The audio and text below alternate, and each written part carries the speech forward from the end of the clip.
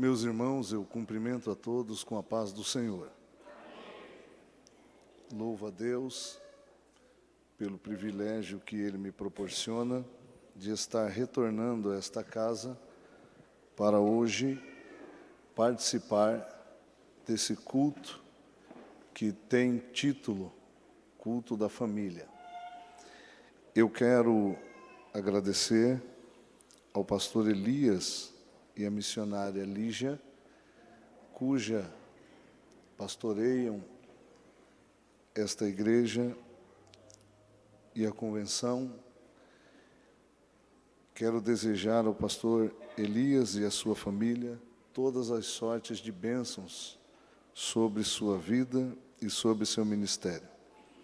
Louvo a Deus pelo pastor Joinville, que é o vice-presidente, bem como sua esposa e familiares, pastor Jeremias, sua esposa e familiares, pastor Erivaldo, sua esposa e familiares, enfim, que Deus abençoe todos os seus servos, derramando sobre vós todas as ricas bênçãos advindas da graça do Senhor. Aqueles que trouxeram a Bíblia Sagrada, por gentileza, abram na carta de Paulo aos Efésios, capítulo de número 5, versos 15 e 16.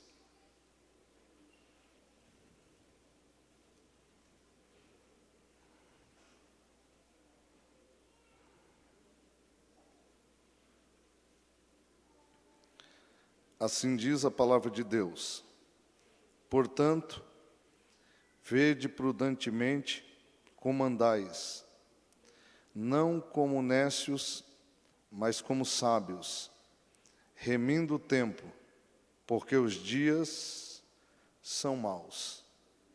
Amém?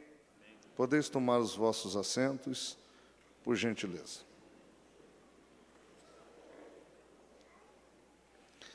Meus irmãos, o apóstolo Paulo escreve uma carta endereçada aos irmãos que habitavam na cidade de Éfeso.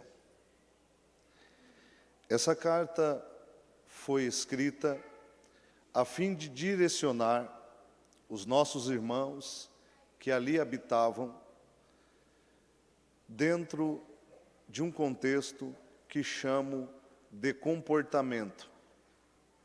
O apóstolo Paulo vê a necessidade de instruir a igreja, de direcionar a igreja em que estava ela inserida em uma sociedade totalmente imoral.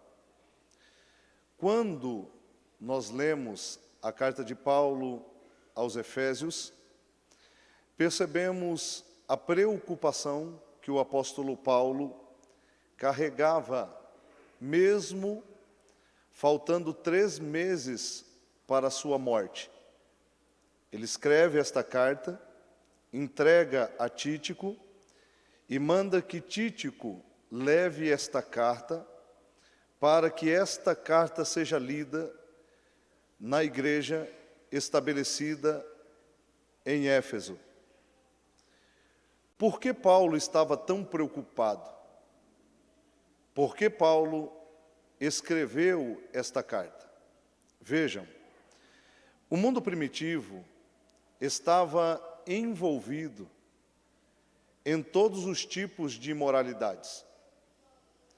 Quando o evangelho foi pregado em Éfeso, sabemos que Apolo foi o que chegou naquela cidade por primeiro e anunciou Cristo. Depois, o apóstolo Paulo veio e doutrinou a igreja que estava em Éfeso. Porém, é necessário entender que Éfeso fazia parte da Grécia Antiga, ou seja, uma cidade que tinha todas as instruções dentro de 3 níveis. Eu chamo o primeiro de espiritual, chamo o segundo de filosófico e chama o terceiro de cultural. Aquela cidade estava envolvida com filosofia, espiritualidade e cultura. Não só a cidade de Éfeso, como também todas as cidades da Grécia. Exemplo disso é quando você lê a primeira e a segunda carta de Paulo endereçada aos irmãos que habitavam em Corinto. Paulo passou 1 ano e 8 meses pregando a mensagem de Deus, a palavra de Deus em Corinto. Aquelas cidades gregas estavam envolvidas com a imoralidade. Bem, é preciso pontuar algumas coisas. Segundo o contexto histórico, a cidade de Éfeso era uma cidade idólatra, como toda a Grécia. Quando Roma dominou na força bélica, Roma não conseguiu dominar na força cultural e filosófica. Até porque foi de lá que surgiram homens como Platão, Aristóteles, Epicuro e muitos outros, que quando você chega em uma biblioteca, lá você vai encontrar esses livros filosóficos. A cidade de Éfeso era uma cidade idólatra, porque ali havia uma deusa chamada Diana. E ali também havia um templo estabelecido, a Diana dos Efésios. E as pessoas, elas viviam de produzir pequenas imagens daquela pseudo-deusa e vendiam. Então, era uma cidade voltada para a idolatria, e parte da renda daquela cidade se focava no turismo idólatra. O apóstolo Paulo, ele passeia por aquelas cidades e encontra a idolatria. Quando você vê o apóstolo Paulo passar, por exemplo, em Atenas, ele vai até um lugar, enquanto espera Silas e Timóteo, chamado de Areópago. Aquele Areópago era um local em que se adoravam deuses estranhos, pagãos, tanto que haviam altares cuja sobre eles a imagem de deuses estranhos lá estavam. Exemplo, Poseidon, o deus da água, Afrodite, Vênus e muitos outros deuses da mitologia grega. Mas havia um altar cuja não havia nenhuma imagem em cima e estava escrito: ao Deus desconhecido. Quando Paulo chega no Areópago, ele discute com os estoicos e diz: esse que vocês honram e não conhecem é o que eu vim anunciar a vocês. Então Paulo agora faz uma pregação efusiva e defende como um apologista a fé e o verdadeiro Deus. Dentro desse conjunto de questões, Paulo vê que aquela cidade estava envolvida com a idolatria, com a prostituição, com o adultério, com a fornicação. Aquela cidade estava jogada ao caos, uma cidade totalmente imoral. Éfeso estava mergulhado na imoralidade. Paulo, então, sente na sua pele que Éfeso e a Grécia estava envolvida com o pecado e era necessário ele orientar a igreja para que a igreja pudesse se comportar naquele meio como aqueles que vieram para moralizar aquilo que é imoral, porque a igreja foi constituída por Deus para moralizar a terra. A igreja é oposta à sociedade. A igreja é contra os valores imorais e a favor dos valores morais. Notem que entre muitas coisas que Paulo orientou a igreja de Éfeso, a igreja que estava em Corinto e as outras igrejas que estavam estabelecidas na Grécia, ele fala a respeito da família. E tanto no capítulo de número 5 E no capítulo de número 6, do livro ou da carta de Paulo aos Efésios, Paulo tira um tempo dedicado para tratar a respeito da família. E quando eu falo de família aqui, eu estou falando da família padrão bíblico. Para mim não interessa a família que a sociedade antiga e a sociedade atual quer formatar. Eu vim aqui para falar sobre a família padrão bíblico.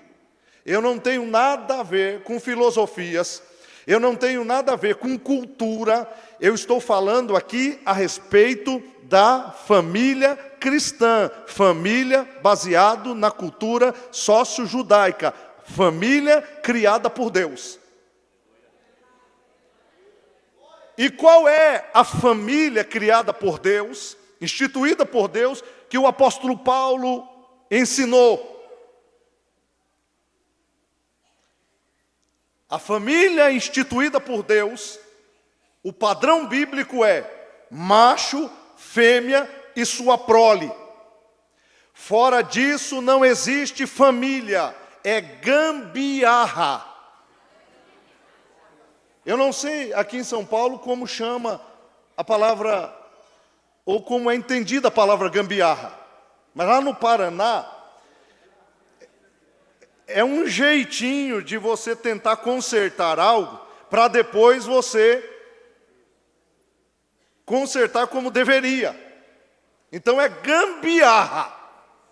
Padrão bíblico é macho, fêmea e prole. E o negócio aqui nessa noite vai esquentar. Esse é o padrão bíblico. Gênesis capítulo 2, verso 21 ao 24. Então o Senhor Deus fez o homem dormir um sono profundo. E enquanto ele dormia, Deus tirou uma das suas costelas, fechando o lugar da carne. Ou seja, Deus não tirou a mulher de outro lugar, a não ser da costela do homem, que é ao lado. Porque a mulher completa um homem. Um homem sem mulher não é nada. Ele precisa da mulher, porque a mulher foi criada como adjuntora. Com a costela que havia tirado do homem, o Senhor Deus fez uma mulher e trouxe a ele. E disse então o homem: esta sim é osso dos meus ossos e carne da minha carne. Ela será chamada mulher, porque do homem foi tirado. Porque razão, e esta é a razão, o homem deixará pai e mãe, unir-se-á a sua mulher, e ambos se tornarão uma só carne. Escute aqui. Quando Deus criou o homem, Ele fez a mulher e deu à mulher o direito de ser adjuntora. E esse direito, esse padrão bíblico, nos ensina que o homem e a mulher frutificam e produzem, porque é ordem divina, a produção da prole, que são os filhos. A leitura bíblica deixa bem claro que Deus criou o homem para a mulher para o homem, e os dois para produzirem, frutificarem e multiplicarem. Pontuo aqui, e deixo bem claro a todos, que essa é a única família que pode ser constatada como padrão bíblico. A ordem de Deus para aquele casal foi: Gênesis capítulo 1, verso 27 e 28, parte A.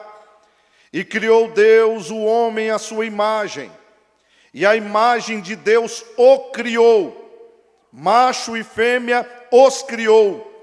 E Deus os abençoou e deu-lhes o poder para frutificar e multiplicar. Bem, A natureza que Deus criou é tão perfeita que macho com macho não se encaixa. Nem fêmea com fêmea não se encaixa.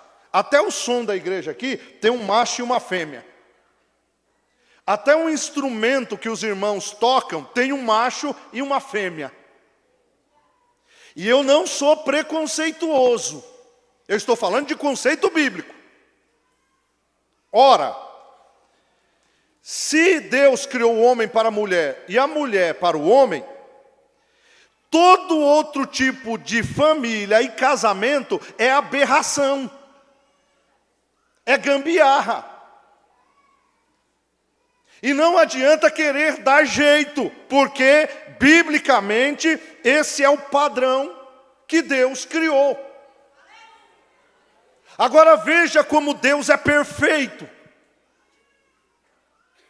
Quem disse que família não dá certo, que casamento não dá certo? Pois essa geração imoral está dizendo que casamento é coisa do passado. E não é, é bíblico. O relacionamento é tão poderoso que nele está incutido, que no relacionamento está incutido a palavra entendimento. E o que é entendimento? Quando Deus criou o homem, só estava ele no mundo. Deus olhou entre as animalias e viu que cada animal tinha a sua companheira. Aí Deus fez descer um sono profundo sobre o homem dormiu, Deus arranca, opera, tira uma das suas costelas, fecha o lugar da carne e faz a mulher. A mulher se levanta, os dois acordam do sono. Deus pega na mão de Eva, chega até Adão e diz: Adão, Eva, sua mulher, estou lhe apresentando. Senhor, mas eu nunca vi ela, nunca conversei com ela, mas só tem ela no mundo. Ou é ela, ou é ela. Deus pega Eva e apresenta a Adão. Adão, aqui está a sua mulher, Eva. Senhor, só tem ela. Ela foi preparada para você e você foi preparada para ela. Deus está dizendo, cada panela tem uma tampa. Eu estou preparando a humanidade para entender, Deus falando, que vocês vão dar certo, porque os dois se uniram, frutificaram, multiplicaram, e aqui estamos nós. Como o casamento não dá certo? Deus cria o homem para a mulher e a mulher para o homem. Adão e Eva são a prova que um relacionamento pode dar certo, basta as duas partes querer. Não havia outro contexto de família aplicado a não ser o que Deus criou, e não há.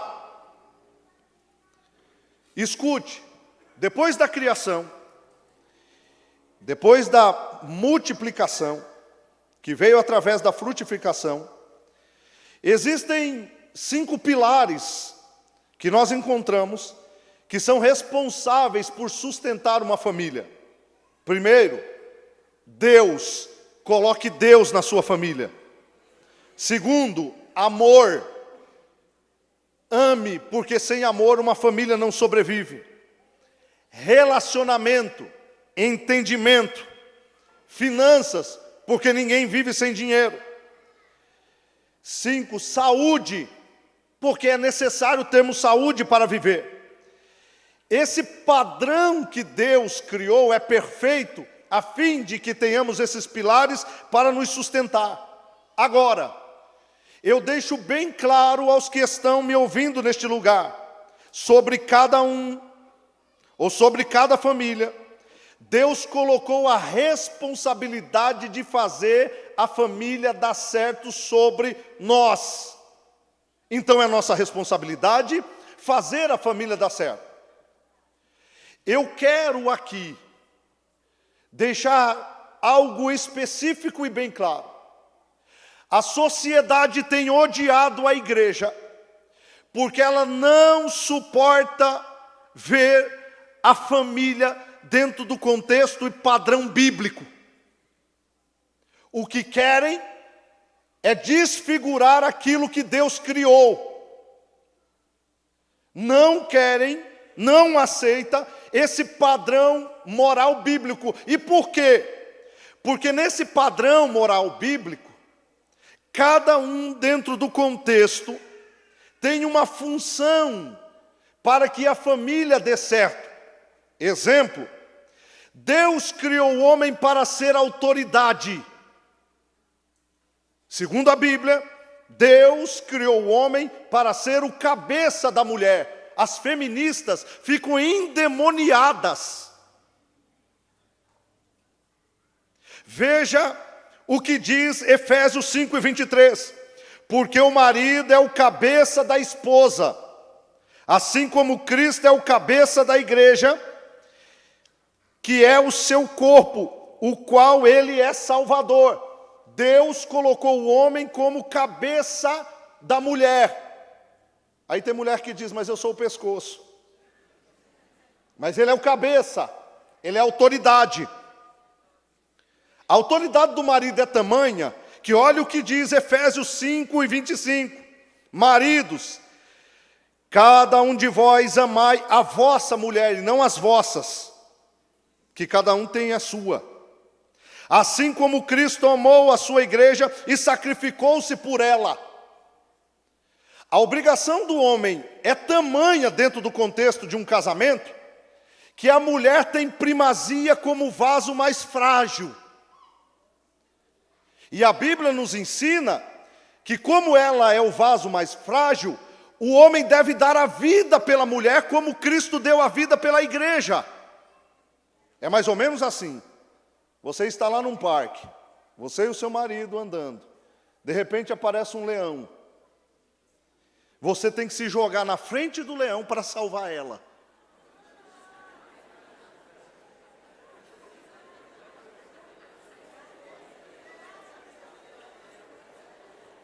Eu não entendi o barulho no arraial.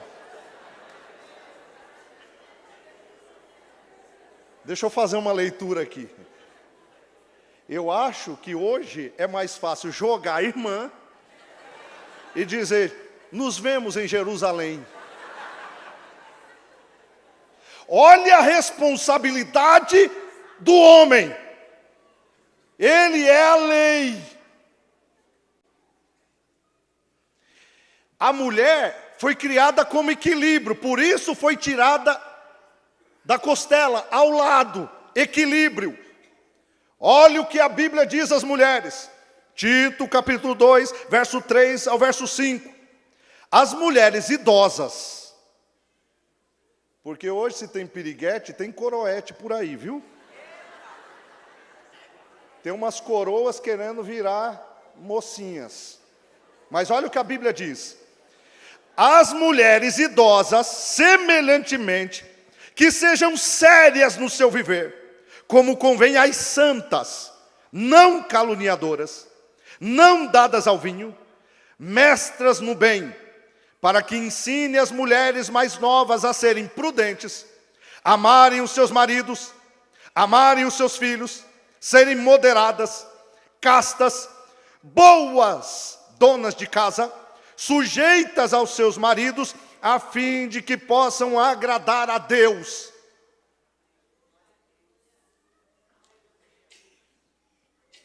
Mas olha o que a Bíblia fala de uma mulher desequilibrada. Provérbios 21:9.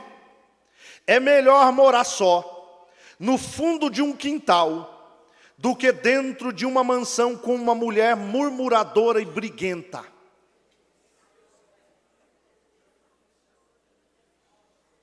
Tem alguma mulher aqui briguenta? Levanta a mão para mim ver. Não tem, tá vendo?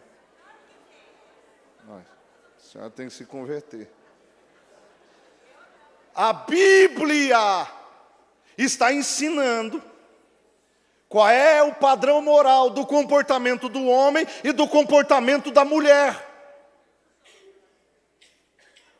Mas vou além. Qual é o comportamento dos filhos? Efésios 6:2. Honra teu pai e tua mãe. Este é o primeiro mandamento com promessa, para que os teus dias se prolonguem na face da terra. Eu sou de uma época que chamavam pai e mãe de senhor e senhora. Hoje chama de meu,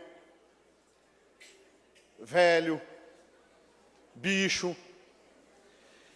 Meus dentes só estão no lugar porque eu sempre respeitei meu pai e minha mãe. Porque na minha época, se eu dissesse velho, eu estaria usando dentadura hoje. Antes de dormir era bença pai, bença mãe.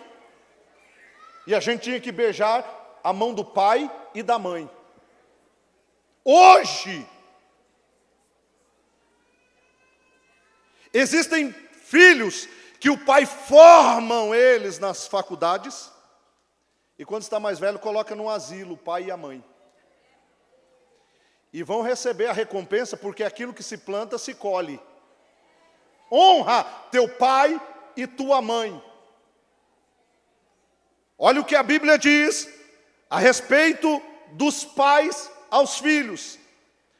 E vós, pais, não provoqueis a ira dos vossos filhos, mas educai-vos de acordo com a disciplina e o conselho do Senhor, caminhando como servos. O que é disciplinar? Eu vou lhe instruir. A minha mãe, quando eu tinha de 8 para 9 anos de idade, ela me levava no círculo de oração. E era tarde naquela época. E eu era um rapazinho muito traquino, arteiro. E aí as irmãs tiravam as sandálias para orar, de joelhos. E eu passava debaixo dos bancos misturando sandália amarela com sandália vermelha e dando nó.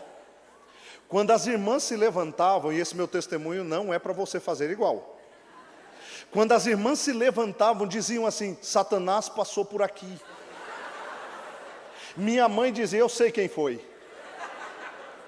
Ela tinha uma varinha que eu orava para Jesus quebrar aquela varinha, mas parece que a varinha era endemoniada. Quanto mais batia, mais ela ficava firme. Minha mãe me levava até o banheiro, me batia nas perninhas, me trazia para o templo de novo, me colocava na cadeira onde eu estava. Aí as irmãs olhavam e diziam: olha o poder de Deus, até a criança está chorando. Porque a vara, ela disciplina. E a Bíblia diz para não retirar a vara, ou seja, corrigir. A Bíblia não manda espancar, a Bíblia manda corrigir. Hoje está se levantando uma geração de filhos mal educados. E a mãe tem coragem de falar assim: um moleque está pegando fogo, quebrando tudo na casa dos outros, e ela diz assim: Pedrinho, filhinho, não faça isso. Aí o moleque vê que não tem correção, faz o que quer. A Bíblia diz: ensina a criança no caminho que deve andar junto, para que mais tarde não se desvie. Os judeus, eles têm o costume de ensinar a Bíblia, a lei aos seus filhos, de modo que uma criança com 13 a 14 anos de idade sabe ler de cor e salteado a lei. Porque quando Misael, Ananias e Azarias foram para a Babilônia, seus pais não estando lá, eles não se curvaram diante dos deuses da Babilônia, porque os seus pais ensinaram eles a conhecerem a Deus.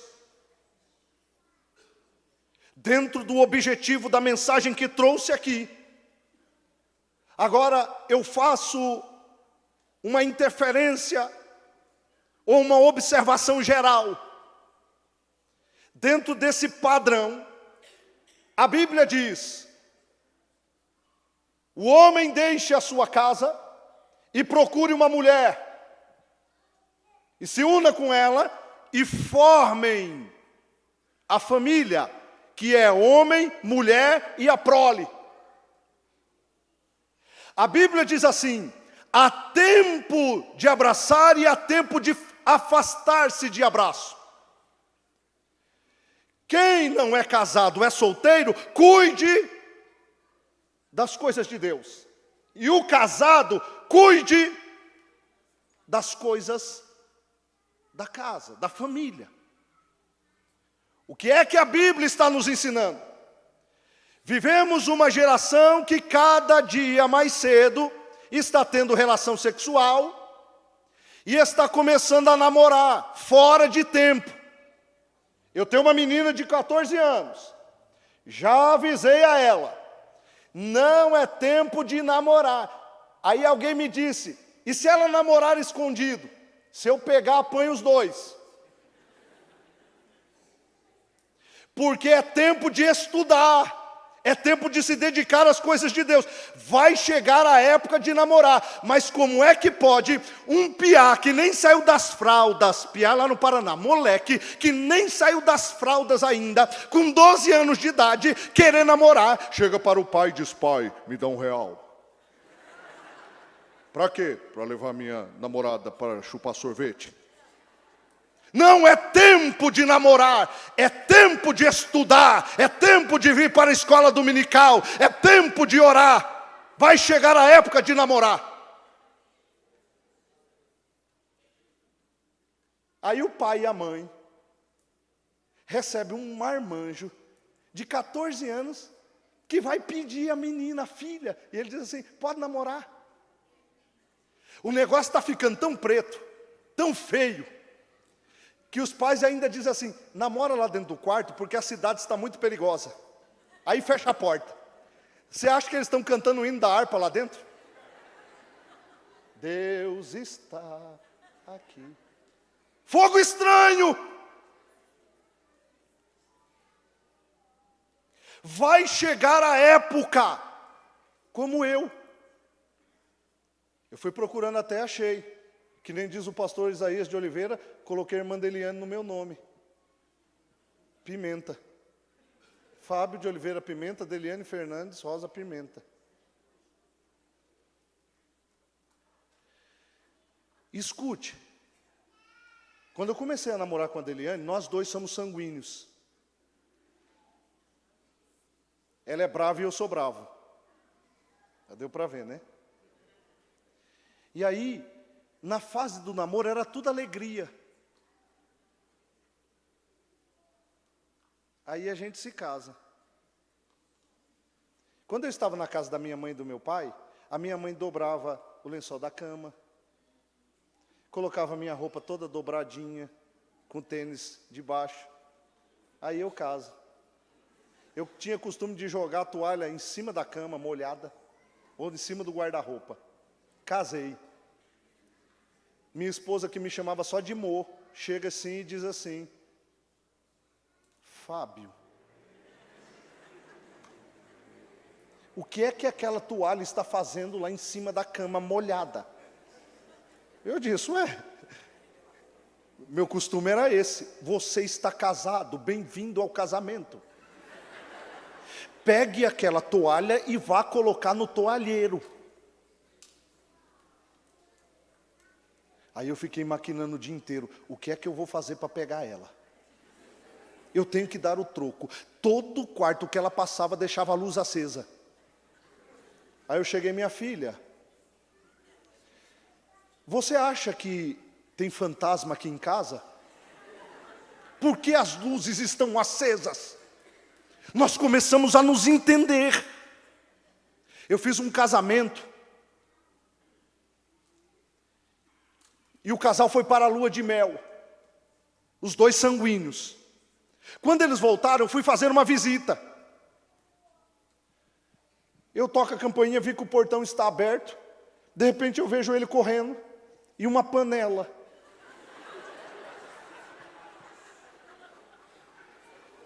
Aí ela vem gritando atrás dele, eu te pego, eu te mato. Eu disse, gente, 15 dias de casado já está assim. Ele olhou e disse, não, nós estamos nos entendendo. Eu falei, então tudo bem. Deus abençoe vocês. Sanguíneos. Você já imaginou uma irmã sanguínea casada com um irmão calmo? telhado está caindo. A irmã, bem, está caindo o telhado. Ele, estou vendo. Você não vai fazer nada? Vou. Você já imaginou um irmão sanguíneo casado com uma irmã melancólica? A irmã faz o cabelo. E daí, bem? Quê? Não gosta de mim.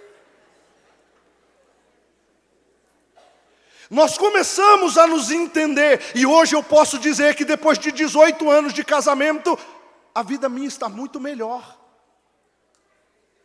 Porque ela é sanguínea, eu sou sanguíneo. Então eu sei a hora de falar e a hora de recuar. Ela sabe a hora de falar e a hora de recuar.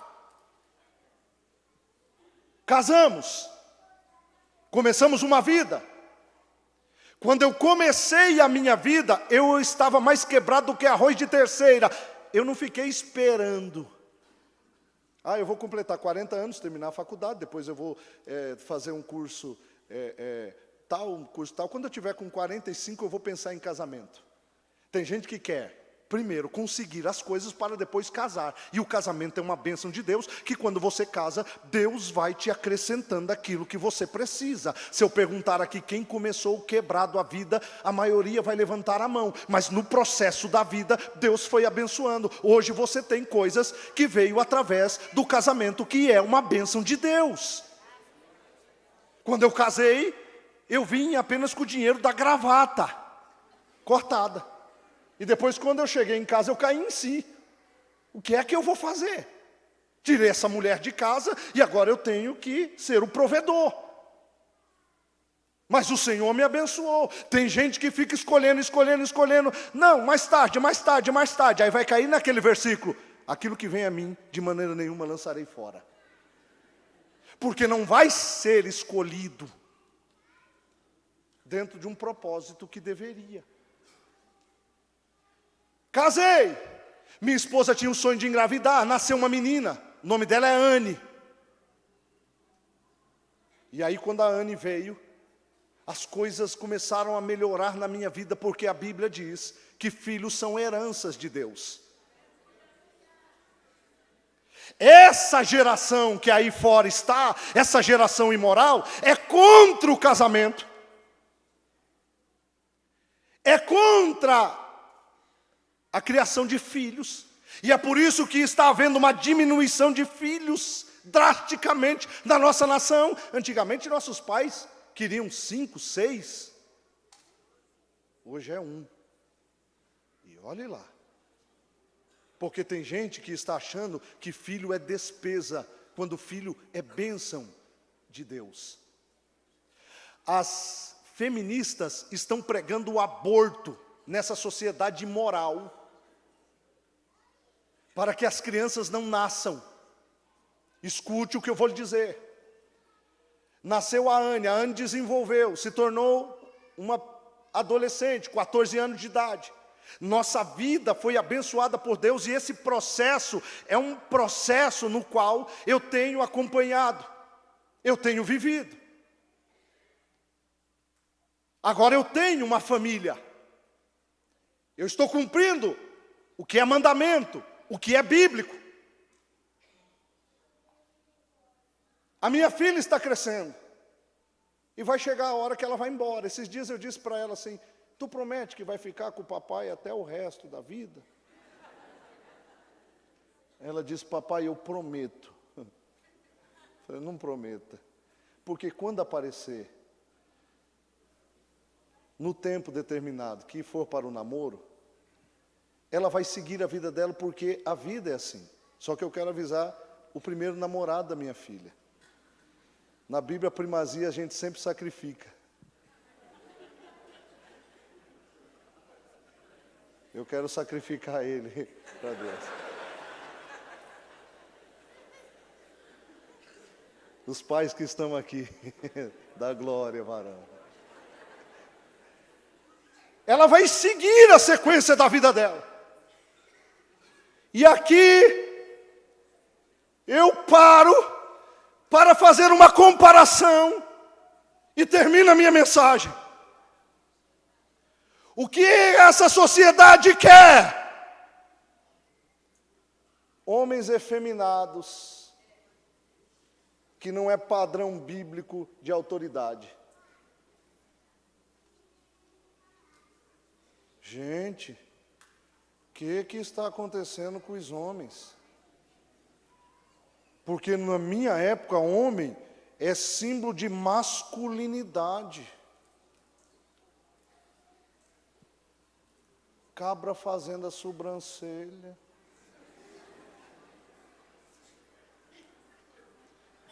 Afinando a voz e dizendo, paz.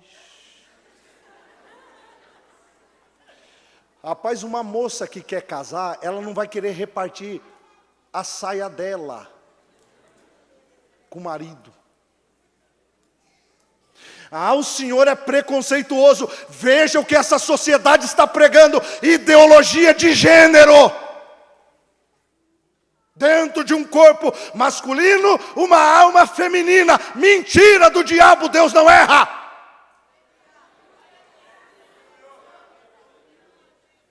Olha a opressão. Agora tem a turma do Todes.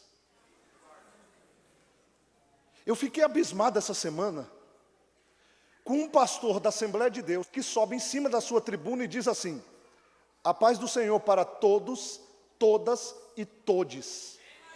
Se eu tomava o microfone desse cara.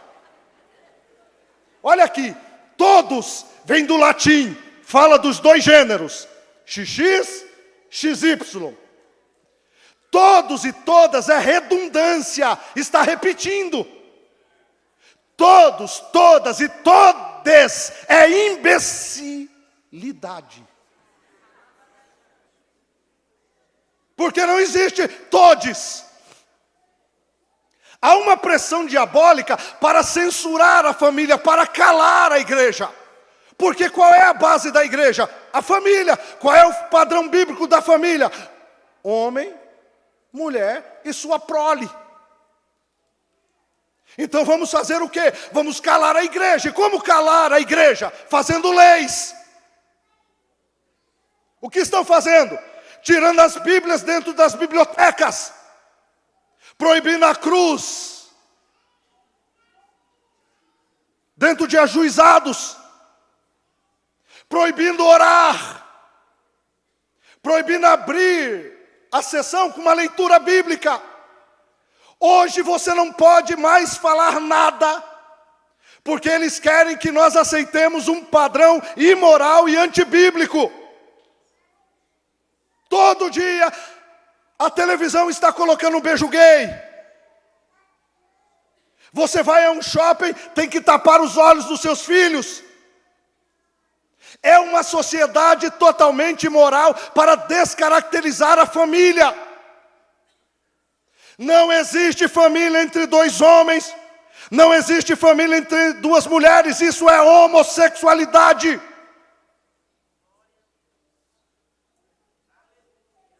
Ah, mas se pregar isso vai ser processado. Eu estou respondendo 16 processos. Enquanto a igreja está dormindo só com esse negócio de bênção, bênção, bênção, o diabo está se preparando. Está na hora de tomarmos uma posição e mostrarmos quem é a igreja.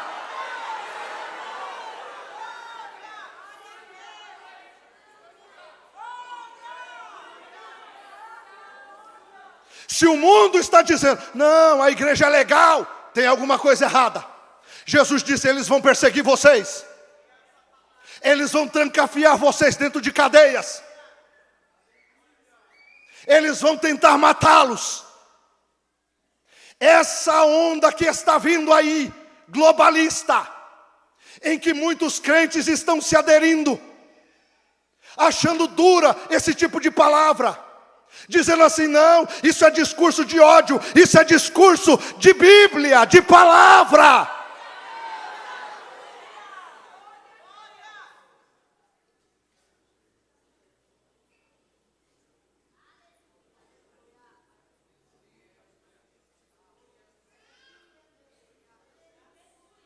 Eu quero que o inferno saiba nessa noite que a igreja não se calará. E eu vou deixar uma palavra profética aqui. A tua família vai triunfar em nome de Jesus de Nazaré. Alabarassure me calamaia. Todo ardis do inferno está derrotado, porque faz 2000 anos que Satanás está tentando calar a igreja, mas 2000 anos alguém vem dizendo, e as portas do inferno não prevalecerão contra a minha igreja.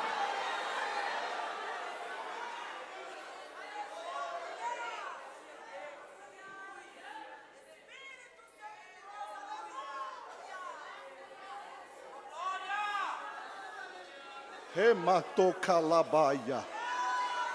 Tura macanta labarassure me cantalaia. Receba a autoridade de Deus aqui, para não se calar. Não é hora de se calar, é hora de levantar uma voz profética nesta nação e dizer, nós somos oposição a tudo isso que está aí, porque nós não vamos recuar. Se trancar crente na cadeia, o Deus de Pedro vai mandar anjo abrir as portas, porque o evangelho vai continuar sendo pregado. Nós não nos calaremos.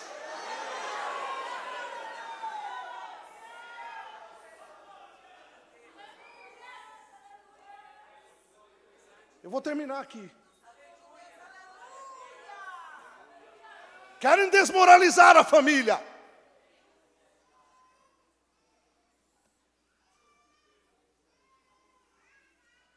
Estão entrando dentro de templos e gravando pregações que não são transmitidas.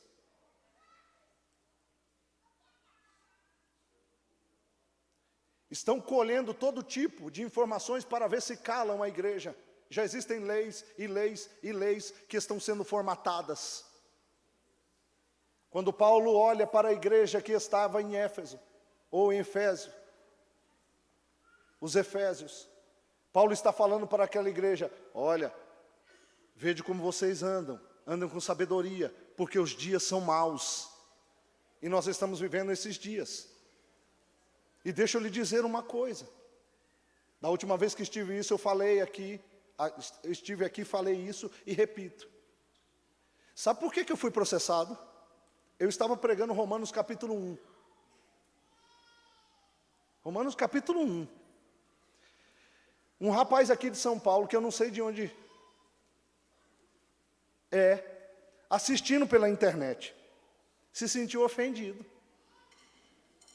Rapaz, eu pergunto assim, você está ofendido, por que entra no meu canal? Vai assistir outra coisa, perturbado.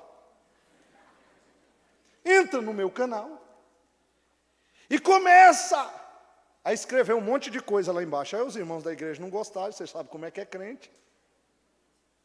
Começou uma discussão. Ele me leva na justiça. Olha o que o advogado dele colocou. O local de culto é inviolável e o culto é inviolável, mas a internet é violável. E o senhor Fábio de Oliveira Pimenta violou os padrões da internet. Tá. O juiz chega, o oficial de justiça chega na minha casa. Quando eu abro o portão, já estava acostumado com ele.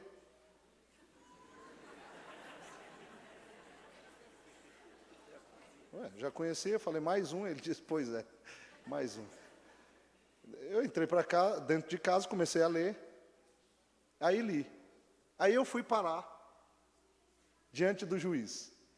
Eu e meu advogado, a turma LGBTQIA+, e agora tem mais alguma coisa, porque colocaram uns negócios na bandeira lá, que estão envolvendo até gente que não tem nada a ver.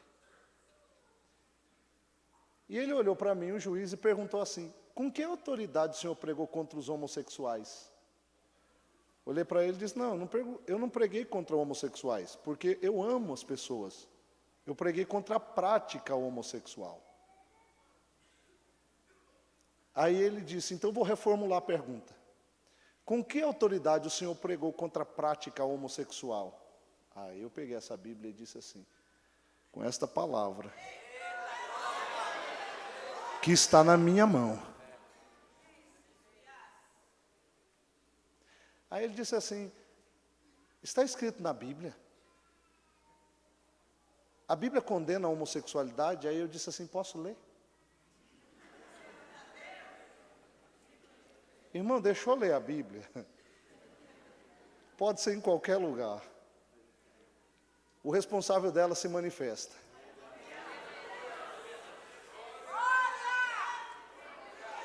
Eu não sei por que esses pastores, quando vão discutir sobre família em programas, vão falar de biologia, física, química. Eu não sou biólogo, eu sou pastor.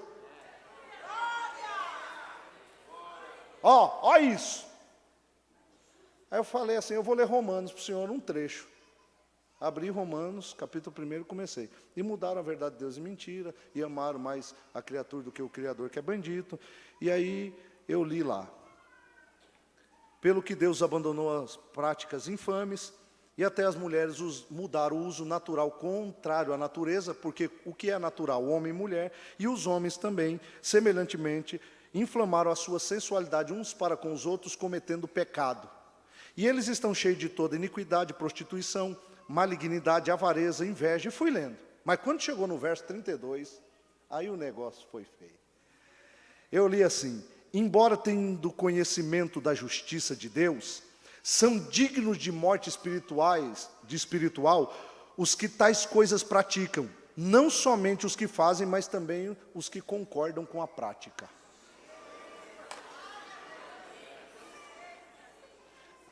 Aí o juiz disse, não tem mais nenhuma pergunta para fazer para o senhor, não. Eu não estou aqui em meu nome. Eu estou em nome daquele que fala através da sua palavra. Não tem inferno que calará essa palavra. Pode querer reconstruir a Bíblia, interpretar novamente a Bíblia. Tem fiel na terra que conhece o Deus que está no céu. Mas segura isso aqui. Processo demora. 2 anos depois, sai. Quem bate na minha porta? O oficial. Meu coração já gelou. Eu disse, mais um processo. Ele disse, não, hoje eu vim trazer o resultado. E o senhor venceu. Aí eu fiquei invocado. Eu só guardei essa parte. Abri o processo e estava escrito assim. É impossível condenar o senhor Fábio de Oliveira Pimenta. RG tal, CPF tal, morador da rua tal, tal, tal. Pois, para condená-lo, eu teria que condenar o autor da Bíblia Sagrada.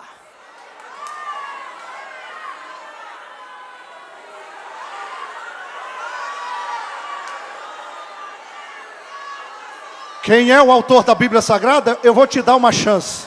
João viu ele lá na ilha de Pátimo.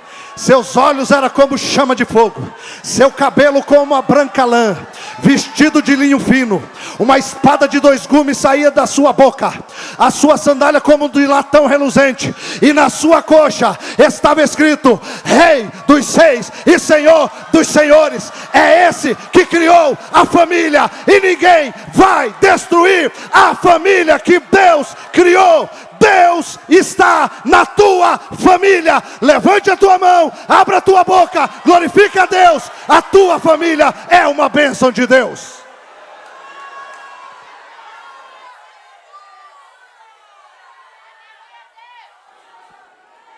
Eu estou sentindo Deus.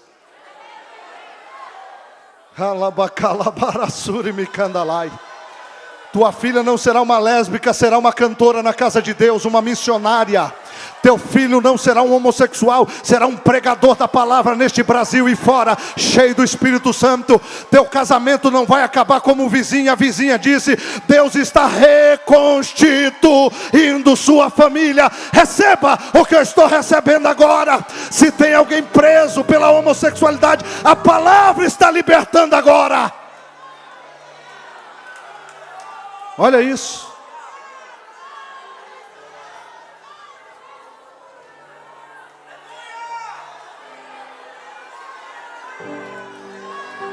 Meu Deus. Tem gente recebendo autoridade aqui para expulsar demônios. Tem gente recebendo autoridade para confrontar esse mundo imoral. Antes que termine este ano, eu quero lhe dizer que você pode estar com a tua família em volta da mesa contando o que Deus fez. Ninguém calará a família. Fique de pé comigo.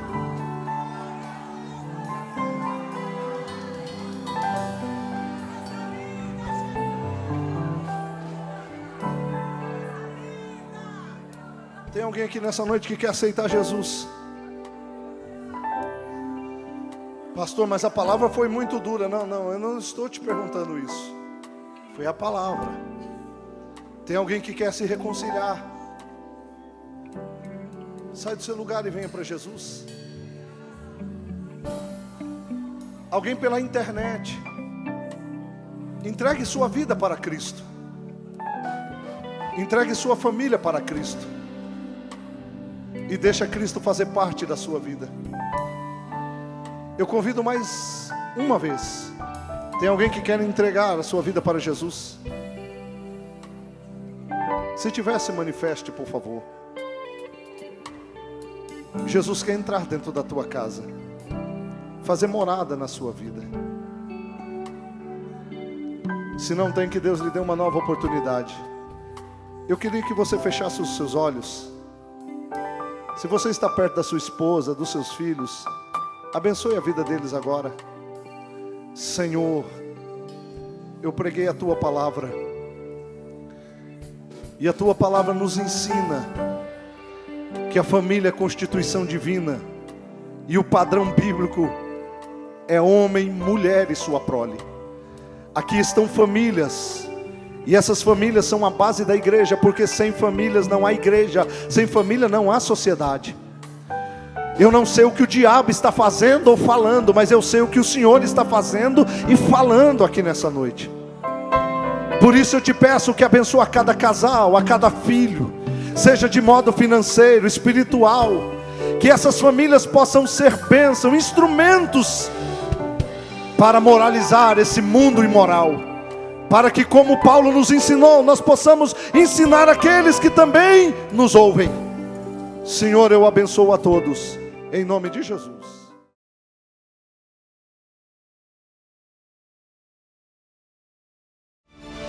AD Perus, desde 1947, abençoando o Brasil.